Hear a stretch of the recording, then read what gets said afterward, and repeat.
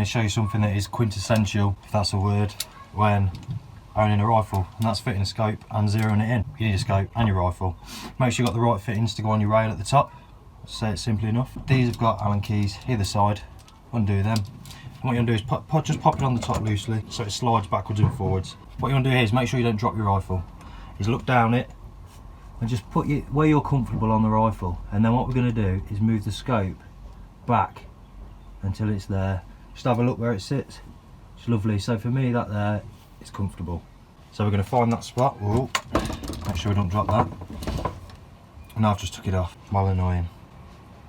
There. And then it's simple as getting your Allen key, which is here, and just tightening it up. 2, 3, and 4. Sturdy. Shoulder the rifle. Just bang on, make sure it's all straight. Looks down the gun nicely. Yeah, lovely. Now we're going to move on to zeroing the scope, which is done with these adjustments here and here.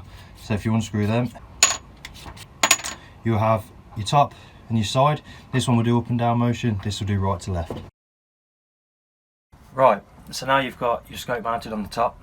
You want to put a target down at the range that you're shooting at.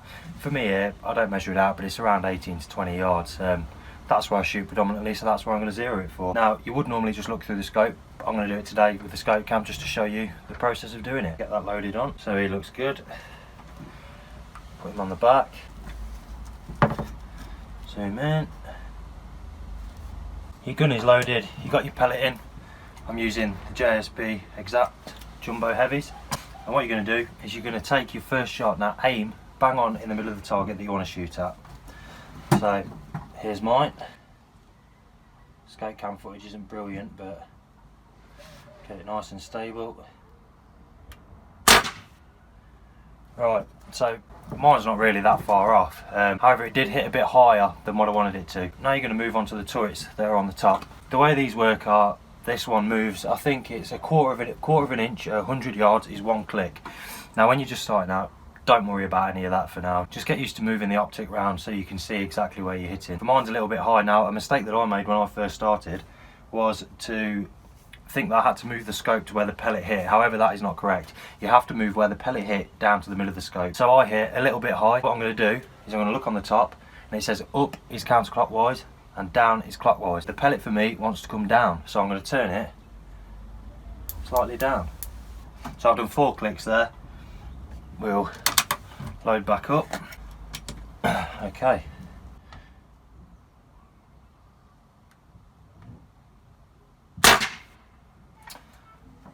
So that one wasn't quite low enough. I've gone the right way. I'm going to go a bit more down because the pellet needs to come down. So I'm going to go another 4 clicks and then try that again. That one to me looked pretty good. Now I'm going to choose a different spot on the target and see if we're hitting exactly where I want it to. I'm going to aim around the 7 on the outside.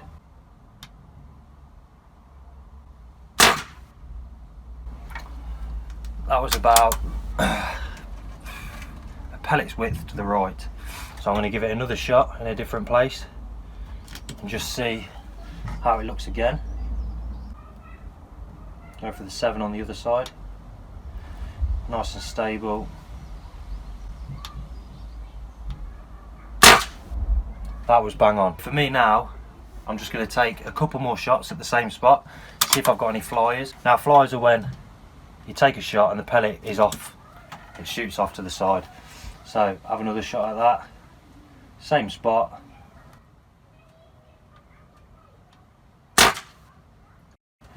Not bad. And another one.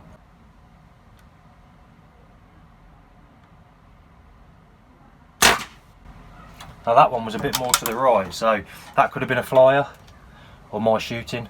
I'll be honest, I'm not an amazing shot. It could well be my shooting, but this is something that comes with experience.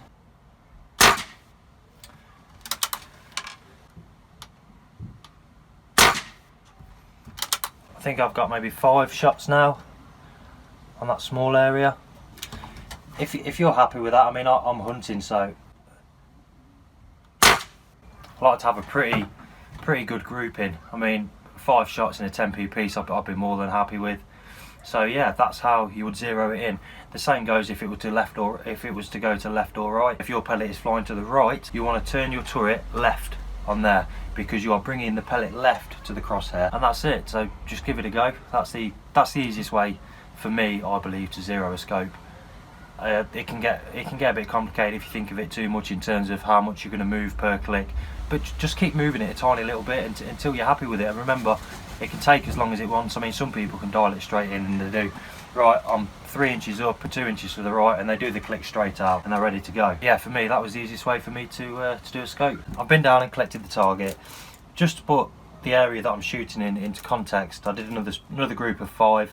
This is a 2p, it's the smallest coin I could find. If you look, this one to the right here it's not bad, probably more my shooting why it's not so good. This central one, 4 shots, which is inside a 2p, and this one top one here I've just done is 5 shots, and they're all in a 2p. In terms of hunting, animals' heads are the size of a 2p, so I'm happy with that to get a headshot at this distance. I mean, people can stack them 5p's and they can hit them at 35 yards all the time. I'm not that good a shot. I mean, I'm okay, but not that good. So yeah, that's how to zero a scope in the easy way, I suppose. So yeah, thanks for watching. See you again.